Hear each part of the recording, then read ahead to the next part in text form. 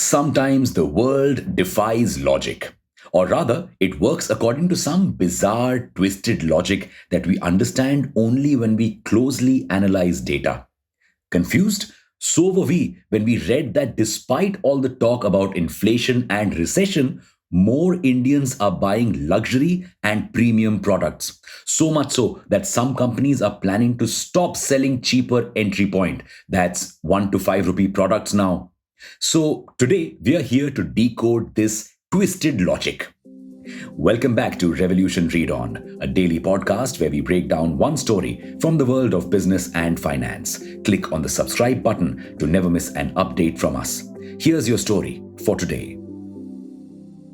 According to data from several major FMCG companies, customers are now picking up premium products more than cheaper mass produced goods.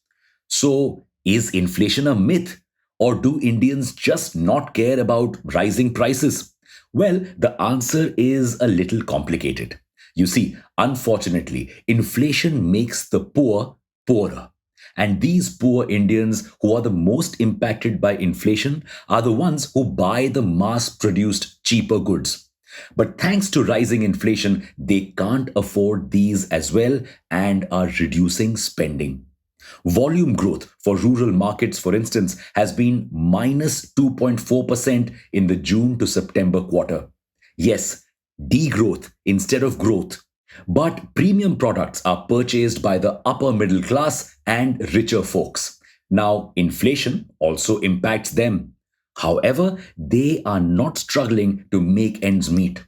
For the poor, not buying a detergent or a packet of biscuits means that they can feed their kid a little bit extra today.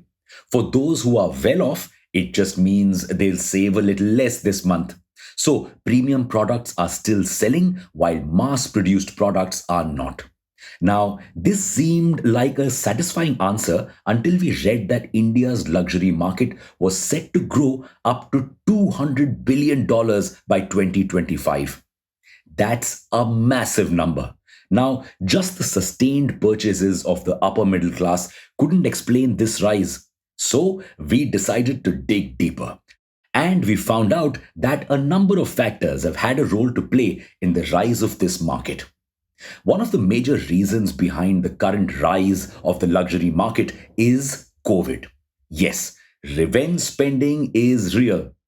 COVID made us realize how short life can be. So people are going all you only live once and buying stuff that they have always wanted to. In a survey, 58% people said that they no longer wanted to just save for the future. They wanted to experience things now. And these purchases are being fueled by the $200 billion that we managed to save during the pandemic. What's more, the pandemic and the stock market bull run have also made a lot of people super wealthy. For instance, ultra high net worth individuals in India have grown by 11% between 2020 and 21 and are set to grow by 39% by 2026. As this population rises, so will luxury expenditure. But that's not all. You see, earlier, the middle class population wasn't that aspirational. Neither did they have exposure to all the luxury items they were missing out on.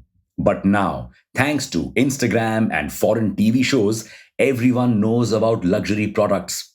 And thanks to credit cards and buy now, pay later apps, the rising middle class with their rising incomes can easily access these luxury products. So, brands are shifting focus to such premium products now and are trying to make them as accessible as possible.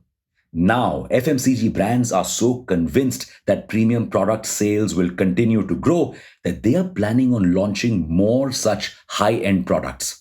Meanwhile, they are thinking of pulling cheaper products off the shelf and experimenting more with price points. For instance, Mars could stop selling the cheaper 1 rupee chewing gum and instead stick to larger gum packs and bottles. And it is not just FMCG companies that are obsessed with premium products. Two companies saw this trend of luxury products gaining popularity much before and have been trying to cash in on it for the last 2 years. Aditya Birla Fashion and Reliance Retail. For the past 2 years, these companies have been acquiring high end designer labels like Sabyasachi, ABFRL, Tarun Tahiliani, ABFRL, House of Masaba, ABFRL, Ritu Kumar, RRVL, and Abu Jani Sandeep Khosla, RRVL. Now, both these companies already operate stores that sell affordable to premium clothing like Pantaloons and Reliance Trends. The aim of the acquisition game was to make super high end luxury products a little more affordable and accessible to a larger audience. This, in turn, would increase the bill amount of those that walked into these stores. You see, when a Sabyasachi dress is worth 5 lakh rupees, most people are definitely not going to buy it. They would rather go to their local store and buy something worth 5,000 rupees. But if that Sabyasachi is worth 15,000 rupees now, they would probably spend that extra 10,000 rupees because it comes with the branded tag. Now, most other brands have also understood Reliance and Aditya Birla's gameplay and are also looking to onboard more high end brands. However, with major companies now laying off people and slowing down hiring, how long do you think this luxury buying trend will continue? And if brands do stop selling cheaper products during an inflation, what will happen to those already struggling? For now, it's a wrap on your story for today. Thank you for listening to this episode. We'll be back with more tomorrow.